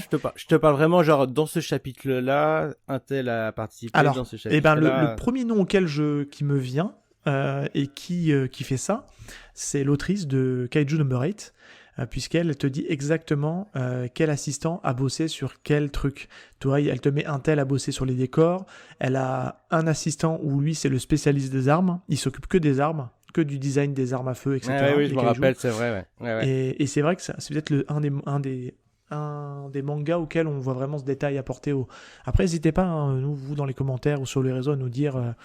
Ça peut être une question qu'on peut vous poser si vous avez des idées de manga où il y a vraiment ce. Alors, pas juste name dropper l'assistant, mais avoir vraiment, comme dit Manga Badass, le crédit de qui a fait quoi sur le manga. Et c'est vrai que là-dessus, on l'aurait eu besoin. Tu vois, sur Capeta, clairement, ça aurait été bien de le savoir. Là, tu vois, par exemple, là, tu vois que c'est le mangaka ou l'autrice, l'auteur, qui se permet ça. Tu vois, par exemple, à la fin du manga Capeta, tu vois qu'il y a les personnes ayant aidé à la collecte d'informations dans le désordre. Et là, pardon, il cite Il, ouais. plein de noms comme ça. Mais là, tu vois que ça vient du mangaka, quoi. Ça vient de l'auteur. Moi, je te parle d'un crédit éditorial qui parle justement un peu comme des crédits, je te dis, en musique. On sait qui a fait la production, qui a fait ci, qui a fait ça. Et ça, j'avoue que c'est quelque chose, quand je vois le nom de Kuro Tomiyama, c'est quelque chose qu'on revient voir de manière plus récurrente, bah, en fin de tome, tous ces crédits-là, pour savoir un petit peu, faire des ramifications. Ça, c'est vraiment quelque chose qui serait sympa dans l'évolution des éditions françaises, tu vois. Bah, de toute façon, puis je pense qu'aujourd'hui, on est de plus en plus friand de savoir qui a participé au tome. Tu vois qu'on voyait aussi tout le travail d'un traducteur qui soit C'est mis un ça? peu plus sur le devant de la page que plutôt que sur l'arrière de la page, et que souvent que personne ne lit, malheureusement. Et puis moi, à titre perso, je sais que, peut-être le fait de vieillir aussi, je reste maintenant à regarder les génériques de fin sur des films parce que j'ai envie de savoir Mhm. qui a fait quoi dans les films. Donc tu vois, et c'est vrai que j'aimerais bien le retrouver aussi au même titre que dans le cinéma, de voir un peu le crédit de qui a permis à ce que ce manga arrive. Et c'est vrai qu'on on l'a de plus en plus quand même, hein, d'avoir tous ces gens qui ont les lettrages, etc., les traductions. On le voit de plus en Mhm. plus. Mais c'est vrai que on pourrait apporter un peu plus de détails à ça. C'est vrai que je te rejoins là-dessus. Moi, ça me Euh, plairait, ouais. Sans forcément spoiler, est-ce qu'on peut aiguiller sur l'écriture un peu nos auditeurs, puisque on est à jour en fait des sorties françaises, sur ce que peut attendre sur des trois petites. Je vais te tendre une perche et puis après derrière on va se laisser un peu porter là-dessus sans trop spoiler. Mais ce qu'on peut dire, c'est que Capeta a certaines prédispositions pour la course. Alors, effectivement, enfin, est-ce que oui, parce il va le prouver qu'avec un karting tout pourri, il va pouvoir rivaliser avec d'autres jeunes garçons qui eux ont des appareils, enfin ont des kartings en état neuf, donc il va réussir à s'adapter très vite, ça c'est sûr. Mais moi, je sais que sûrement qu'il a une disposition à ça, mais moi, ce que je note, ce qui va ressortir du moins dans toute la série, c'est l'acharnement, l'effort qu'il va donner malgré la douleur, parce que le physique va beaucoup avoir d'influence dans la série, c'est que vis-à-vis de son physique, vis-à-vis de sa machine, donc son karting, tout va jouer en fait dans son courage, dans sa ténacité, voilà, dans le fait de serrer les dents malgré la douleur. C'est plein de choses comme ça, et c'est ce qui fait que j'aime beaucoup Capeta, parce que c'est un enfant qui est plein de vie. On voit qu'il est fort, on voit qu'il est mature, mais on sait aussi qu'il est sensible, parce que même lorsqu'il pleure, bah, il lâche rien. Et voilà, c'est ça qui est génial. Et les seules fois où vraiment qu'il craque, bah, c'est lorsqu'il est question de son papa chéri, quoi. Mais c'est vrai que on comprend un peu pourquoi on appelle ça des sports mécaniques ou des sports automobiles. Parce que oui, c'est un sport, et je trouve que dans le manga, il explique assez bien justement pourquoi telle ou telle chose que notre personnage principal va effectuer va avoir un impact sur son corps, sur son physique. Et comme tu le disais, il n'a que 8 ans. Et c'est là où c'est intéressant. Moi, je l'aime bien, ce personnage, parce qu'il est... on peut avoir l'impression qu'il peut être un peu cheaté par moment, parce qu'on se dit, il est quand même... c'est un génie, quoi. On voit tout de suite que c'est un... Il est à des niveaux où des débutants ne seraient pas, forcément. Mais si on lit bien le manga, on comprend pourquoi. Et puis on est souvent dans la tête du personnage, et on comprend en fait que c'est un personnage, encore une fois sans trop vous spoiler, parce que vous allez découvrir, qui a une capacité d'analyse quand même hors du commun. Et ça reste un shonen, et forcément dans le shonen, il va aussi avoir un rival. Et ça, voilà, j'en dis pas plus, mais je trouve qu'en termes d'écriture, c'est incroyable. Enfin, ce que tu vois, je trouve que les personnages secondaires sont super, que ce soit les enfants ou les adultes. Et c'est franchement, t'es bien en fait. Je trouve que c'est un manga très réconfortant. Et pourtant, je tiens juste à préciser à la base, je suis pas le plus gros client des mangas de voiture ou de tout ce qui touche au monde de l'automobile. J'aime bien, mais je suis pas non plus un acharné.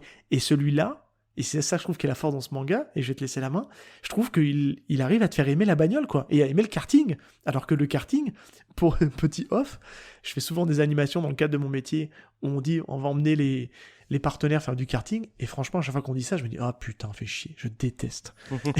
Et là, le manga me fait aimer le karting, quoi. C'est un truc de ma boule, quand même. Alors, pour revenir à Caputa, moi, j'irais encore plus loin. Toi, tu dis qu'il est cheaté, moi, je dirais qu'il est nerfé. Ah oui, ça dépend comment on le prend. Oui, d'accord. Et c'est ça qui... Il a pas encore révélé tout son potentiel, c'est ça que t'es en train de me dire. Non, c'est pas ça. C'est ça qui est génial, parce qu'en fait, on va voir au cours des prochains tomes, sans en dire trop, bien sûr, c'est qu'il va faire des choix. Ouais. Il a une forte personnalité, Capeta. Il a une forte capacité. Il sait pourquoi il fait ça. Et il fait ça pour se rapprocher de son père d'abord et faire ça avec ses amis ensuite. Et ce qui est génial, c'est qu'il va prendre des décisions, mais qui vont avoir une incidence sur tout son parcours de pilote, en fait, de pilote de karting d'abord, et peut-être à l'avenir de F1. Mais bon, on le voit à travers la double page. Soit c'est un rêve qu'il a quand il est gosse et qu'il nous fait voir avec le vroom vroom, et il s'imagine dans une voiture. Soit c'est ce qui arrivera plus tard. Ça, on le saura qu'à la fin. Et même moi, j'ai pas vu la fin, donc je peux pas vous dire. Quoi qu'il en soit. On est complètement dans du nerf avec Capeta, c'est ça qui est génial. Oui, il a tout pour réussir et tout tout lui est à disposition s'il le veut, et il le voudra pas. Il se mettra des bâtons dans les roues, des bâtons dans les roues lui-même. Il fera en sorte de garder son vieux karting tout pourri alors qu'on lui proposera un sponsoring. Voilà, et c'est là qui est toute l'intensité, parce que c'est le karting de son papa. Voilà, par exemple. Et c'est là qui est génial, en fait, ça met une vraie valeur au nerf, en fait. Et alors, je te laisse faire une traduction, tu pourras dire mieux que moi ce qu'est le nerf, en fait. Nerfer, ça veut dire d'évaluer les capacités de quelque chose. Quand on parle de nerf dans le langage jeu vidéo, on a un personnage qui est trop fort, on va le nerfer, donc on va abaisser ses statistiques qui le rendent trop fort. Et en fait, là, dans le cadre de Capeta, en fait, on va lui baisser ses capacités. En lui mettant du matos pas à la hauteur de son talent, quoi. Et que lui va vouloir absolument garder. Mais c'est même pas ça. C'est qu'en fait, il est tellement plein de potentiel qu'en le nerfant, il va se former. C'est ça qui est un truc qui est hallucinant. Oui, mais là tu vas encore plus loin dans le... Oui, je comprends. C'est ça qui est génial avec Capeta. C'est ça qui va donner des frissons à chaque truc. C'est que... Comme je le disais, on va mettre des bâtons dans les roues. Il va se mettre des bâtons dans les roues. Et en fait, tout son potentiel va se révéler au fur et à mesure, malgré tout ça. Donc, on s'imagine tous, bien évidemment. C'est, je sais pas si tu as lu le manga Shangri-La Frontière. Et je l'ai sur ma pile à lire, j'ai toujours pas commencé. Et ben c'est l'histoire en fait d'un garçon qui est spécialisé dans les jeux vidéo qui sont plein de bugs, qui sont tout pourris, les plus nuls, personne ne veut jouer avec. Et un jour il va jouer à un jeu qui est triple A, que tout le monde joue, que tout le monde adore. Et ben toutes les capacités lui qu'il a acquis dans les jeux bien buggés et tout ça, ce qui fait que c'est un très très très bon jeu, il va pouvoir donner sa pleine dimension dans un jeu triple A. Et donc voilà, donc là on va pouvoir suivre Capeta dans un karting plein de bouse. Il va se révéler, il va se former avec ce karting plein de bouse. Et ce qu'on espère, enfin, moi j'y suis toujours pas arrivé, hein, c'est que le jour où il va arriver, le jour où il aura un karting à la hauteur, mais qu'est-ce que ce sera? Ouais. Et on se dit que quand même en 32 tomes, parce que ça va quand même assez vite, il n'y aura pas que le karting à mon avis. Je pense qu'à mon avis on va commencer à toucher du doigt d'autres types de modèles. Est-ce que tu avais lu Initial D ou regardé l'animé d'Initial D? Eh ben non, alors justement, c'était la dernière partie et je voulais conclure par ça. Pour aller plus loin dans la lecture de ce type de récit, je voulais te demander si tu avais des trucs à recommander. Donc, est-ce que tu as autre chose à dire? Si tu veux, on passe directement à cette partie, et à moins que tu aies quelque chose à dire éventuellement. Non, c'était juste pour refaire un point en fait sur le côté nerf. On avait dans Initial D, donc c'est un manga sur le street racing, et à partir de là, en fait, on a un personnage, lui, qui ne cherche pas forcément à conduire, à être un pilote de racing, mais il a été formé depuis sa toute plus tendre enfance à livrer du tofu, et lui tellement ça le faisait chier qu'il allait le plus vite possible pour livrer ça, comme ça il était débarrassé. Donc en fait l'entreprise de son père, c'était un magasin de tofu, et donc son père, on comprend en fait que c'est un super pilote, un super ancien pilote, un des meilleurs, voilà, fantôme du Mont Akina. Et l'air de rien, sans s'en rendre compte, Takumi, le nom du personnage, il a repris en fait tous les skills de son père, ou il les reprend au fur et à mesure. Et le truc en fait, ce qui est génial aussi dans ce manga ou dans l'animé de Initial D, c'est qu'en fait il énerve lui aussi, parce qu'il a une vieille voiture, une vieille 8.6, une vieille 86, qui fait qu'en fait il se dit il fait que des dérapages, mais qu'est-ce qu'il ferait s'il y avait une Porsche, qu'est-ce qui fait qu'il allait encore plus vite et tout ça. Et c'est là que sont tous les ressorts qui font que moi Initial D, que ce soit en manga ou en animé, ça m'a toujours donné des frissons, j'ai toujours adoré ça. Et d'ailleurs, comment ça se fait que t'aimes pas les trucs de sport mécanique? Parce qu'à part Initial D, qu'est-ce qu'il y a eu d'autre? Ah non, c'est de manière générale. De manière générale, je suis pas un friand de sport mécanique. Mais c'est vrai qu'Initial D, j'ai jamais franchi le pas. Et justement, là, t'en as très bien parlé aussi. Tu m'as donné envie. J'ai un autre collègue podcasteur qui parle souvent d'Initial D, qui m'a dit, faut que tu fasses, c'est trop bien et tout, Initial D. Oui, il faudrait que je m'y mette, un de ces quatre. Il y a des gens qui ont un peu de mal avec le dessin. Moi, je trouve qu'au début, c'est vrai que les têtes sont un peu bizarres, mais ça évolue bien. Et il faut savoir que... quand même. Ouais, je savais pas, je m'en suis rendu compte il y a peu. C'est les années 80. Le mangaka de Initial D, non, je vais le dire différemment, Joji Morikawa, donc l'auteur de Hajime no Ippo, était assistant. J'ai pas le nom du mangaka d'Initial D, mais était son assistant. Non, mais je sais que c'est les années 80, Initial D. Et ça, je sais que c'est pas tout récent. Et là, tu te dis, ah ouais, quand même. Et puis, tu fais des liens, comme toujours avec les assistants. Tu fais, ah ouais, d'accord, ramification. Ouais, tout est connecté. Est-ce que la science du mouvement du point de Hippo peut être apparentée à un drift d'une voiture dans les rues de Tokyo? Il n'y a qu'un pas. Il n'y a qu'un pas. Et en fait, quelque part, tu sais, les gars qui vont loin dans le truc, quelque part, Soda, il a voulu, donc l'auteur de Capeta, il a voulu rendre hommage, en fait, à cette relation entre Morikawa et... Non, je déconne, je vais trop loin. Non, mais pour reparler de Soda, tu vois, moi, depuis, déjà, Subaru m'avait mis une claque, et depuis que je redécouvre Capeta, donc, dans son dessin, parce que, comme je te l'ai dit déjà plusieurs reprises, j'ai surtout découvert la licence avec son animé, depuis que je le découvre avec son dessin, je le mets un petit peu dans cette catégorie où seul Kazuhiro Fujita est pour l'instant. C'est dans cette catégorie de shonen intelligent, de shonen pour grand. Voilà. Donc vraiment moi je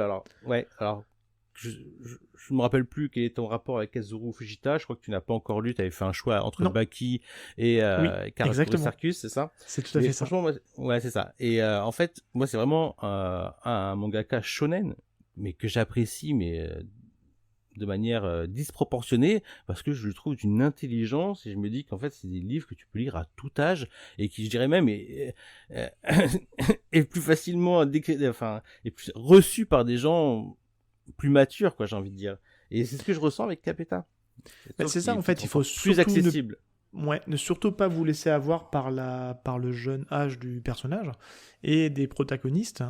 C'est vraiment quelque chose de... Enfin, je pense, pour petit et grand, je veux dire, si on peut le lire à tout âge, il n'y a aucun souci, ça passe vraiment bien.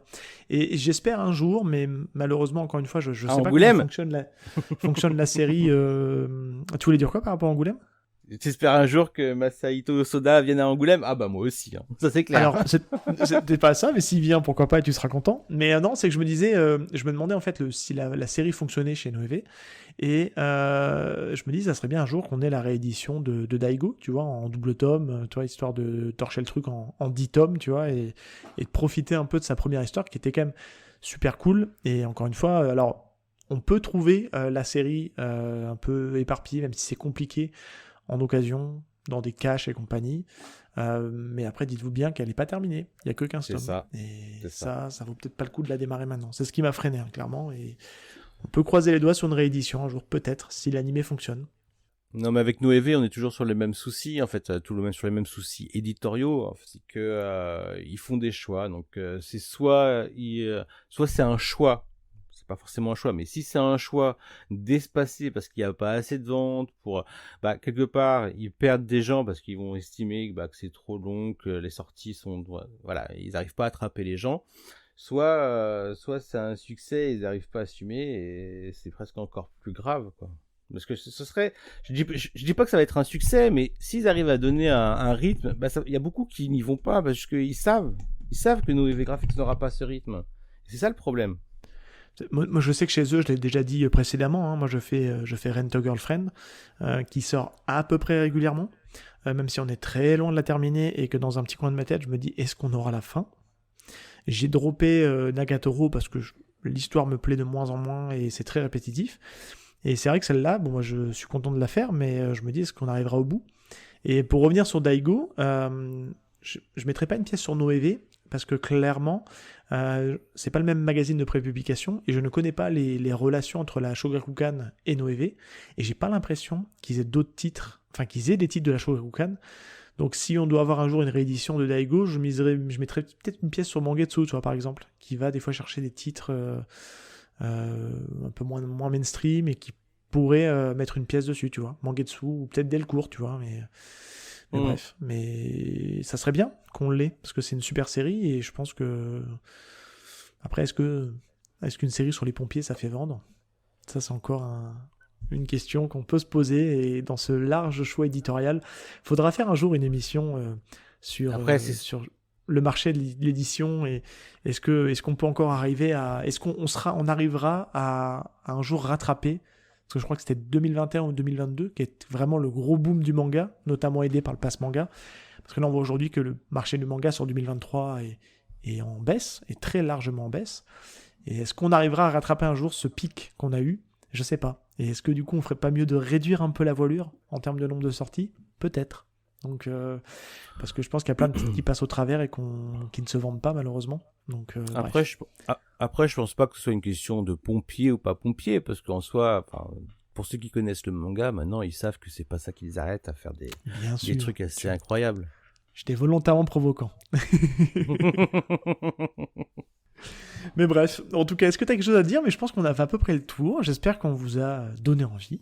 Non, ouais, je pense qu'on a assez appuyé sur les capacités de Capeta, ses ressources physiques et mentales, voilà, sur la niaque, tout ce qui l'entoure. Ouais, je pense très bien l'entourer.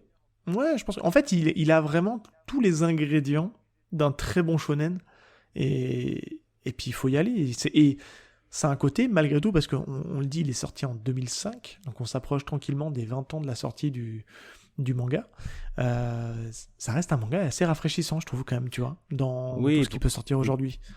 Ouais, voilà, exactement. Tous ceux qui pensent avoir déjà tout lu, que les mangas de sport c'est toujours la même chose, oui, mais les shonen, nanani nanana, va lire Capeta, ça va te remettre les idées en place, et voilà. Mais complètement, ça apporte un vent de quelque chose qu'on n'avait pas encore vu, et je trouve...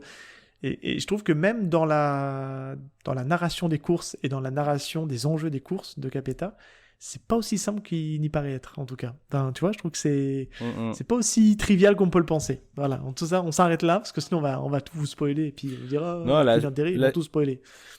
la seule... Oh, ça va, on a fait qu'un chapitre. Oui, on a fait qu'un chapitre, mais on a un peu teasé quand même la suite. Mais oui, on a pas trop dit, c'est vrai. Tu vois, moi, la seule chose que j'arrive pas à comprendre, c'est pourquoi ce titre n'a pas été édité plus tôt.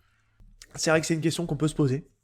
Encore une fois, c'est un auteur, je pense, qui a joué de malchance. Il a été édité chez un éditeur Kakabané, on l'a dit précédemment. Et Delcourt a chopé les droits de Subaru. Pourquoi? Ouais, mais Est-ce tu vois, que Subaru a peut-être pas fonctionné, tu vois, clairement. Et je pense qu'ils n'ont pas été motivés pour éditer la suite. Hein. Ouais, mais ça montre bien, tu vois, l'implication des maisons d'édition. Alors, est-ce que c'est devenu juste des gens qui doivent publier des trucs dont ils sont sûrs? Est-ce qu'ils vont pas... Pourquoi ils sont plus là? Bah oui. Bah, Spoiler alert, oui. C'est un peu leur boulot, tu vois, de chiner, de mettre leur confiance sur des choses, nous faire découvrir des choses. Tu vois, je veux dire, Masahiro Soda, c'est pas n'importe qui. C'est franchement pas n'importe qui. Et je pense que si des fois il faut redonner des forces à quelqu'un, s'il faut faire découvrir des choses, alors tu me dis, oui, mais c'est un business, nanani. Bah oui, mais les temps ont changé. Peut-être qu'il est temps de le remettre sur le devant de la scène. Et vous pouvez peut-être pas attendre 2024 pour le faire. Alors, pas n'importe qui. En France, malheureusement, il est pas très mainstream, entre guillemets. Donc, parce que ça parle pas forcément. Nous, ça nous parle parce qu'on connaît. Mais pas n'importe qui, parce que c'est quand même, Capeta a eu un titre, enfin, a eu un prix pour son manga. Daigo a eu aussi un prix. Ces deux mangas-là, ou Subaru peut-être a eu un prix, je me confonds. Alors, je sais que Capeta en a eu un, ça c'est sûr. Mais ils ont été primés, quoi. Non, mais lorsque je dis pas n'importe qui, c'est lorsque tu es en train de lire. Tu te rends compte que c'est pas n'importe qui. Ah oui, dans la lecture, d'accord. C'est pas dans la réputation. Enfin, bien sûr que la réputation, mais alors réputation d'estime. Tu vois, tu te rends compte en fait que cet auteur, c'est pas n'importe qui. Il faut qu'il soit mis en avant. Il est les plus belles Oui, lunettes, alors, quoi. je suis d'accord avec toi, mais là, tu vois, franchement, ça serait intéressant d'avoir éventuellement un épisode de débat là-dessus où on pourrait un peu argumenter un peu plus loin, parce que là, on va faire 2 heures et on sera un peu hors sujet. Mais clairement, je suis en phase avec toi. Mais là, tu parles de réputation, c'est pas n'importe qui, parce que tu vois ce que tu lis, tu vois le potentiel du mec qu'il a à dessiner et à écrire, et je suis en phase à 200%. Mais aujourd'hui, est-ce qu'on n'édite pas aussi en fonction de la réputation d'un auteur et du buzz qu'il peut créer parce que on en parle sur les internets et compagnie? Clairement, je pense que déjà si on regarde l'année de sortie de Subaru, c'était les années 2000, donc c'était pas les années phares du manga, il y avait très peu de choix, parce qu'on l'a connu tous les deux cette période-là. Si ce truc-là a déjà bidé à l'époque, il y avait moins de choix qu'à l'époque, je te vois hausser de la tête, mais il y avait moins de choix que maintenant, c'est ça que je veux te dire, c'est le sous-entendu dans ce sens-là. Mais t'es toujours pas d'accord, mais je te laisserai répondre. Vous voyez pas auditeur, mais il te donne de lignes de la tête. Mais ce que je veux dire, c'est que Subaru déjà à l'époque a malheureusement, je pense, pas fonctionné. Au même titre que Daigo, la maison d'édition Akabané. Donc quand on a eu Capeta qui s'est proposé, je pense qu'à mon avis, il n'y a aucun éditeur qui a voulu prendre le risque en 2004, 2005, 2003, dans cette période-là, où on faisait des choix. Je sais pas comment ils faisaient leurs choix, mais je pense qu'il n'y a aucun éditeur qui a voulu prendre le risque à l'époque, et Noévé l'a pris du coup presque 20 ans plus tard. Non mais voilà, mais c'est ça qui est triste, tu vois. Il a fallu attendre que Mangetsu arrive sur le marché pour remettre sur les rails les mangas de samouraï et les mangas de sport. En même temps, voilà, c'est les éditeurs qui, on a l'impression qu'ils sont suiveurs, mais à moi, c'est à eux de faire la tendance, c'est pas à eux de suivre la tendance. C'est ça le problème. À un moment, tu mets Awashi et tu fais aimer les mangas de foot. À un moment, c'est ça le truc. C'est à eux de faire les tendances. Pour pas nuancer, à nous de le faire. on a Pika qui sortait Blue Lock aussi en même temps, au passage. Hein. Donc ils ont aussi participé au fait mais je parle de mangas de sport. De sport, non, mais je parle foot, de ouais. mangas de foot. Donc, et Blue Lock. De sport. Blue Lock, c'est du foot. Sport. C'est pas un manga de sport. Ah, oula, on lance un débat. Auditeur, est-ce que Blue Lock est un manga de sport? C'est pas un manga de sport, Blue Lock? Ah bon? Bah... Bof. Je retrouve pas... Tu me diras... Je me désolidarise. Alors, je ne suis pas lecteur de Blue Lock. Je préfère tout comme toi. Je lis Blue Lock, je suis au tome 16. Il y a des entraînements, il y a un ballon, il y a des confrontations. Ah, c'est intéressant. Mais je suis pas sûr que ce soit un manga de sport. Ok, non, mais ok, c'est intéressant. Mais franchement, tu vas revenir et on va faire un épisode un peu polémique. Ça va être rigolo. Ça veut pas dire que... entre nous, voilà, je troll, mais ça veut pas dire que j'ai raison. Hein. Ça veut pas dire que j'ai tort. Non, mais les auditeurs le voient pas, mais on a le sourire hein, quand même. On n'a pas de haine qui s'échappe. On est là, voilà. On est sur la fin de l'épisode, donc on se lâche un peu. C'est le premier épisode de l'année, donc on commence en fanfare. Et tu me lâches des gros pavés dans la mare comme ça, c'est bien. Rétro-pédalage. Tu vas être obligé de faire un communiqué de presse sur YouTube en disant voilà, je tiens à modérer mes propos que j'ai eus sur le podcast YPDLM.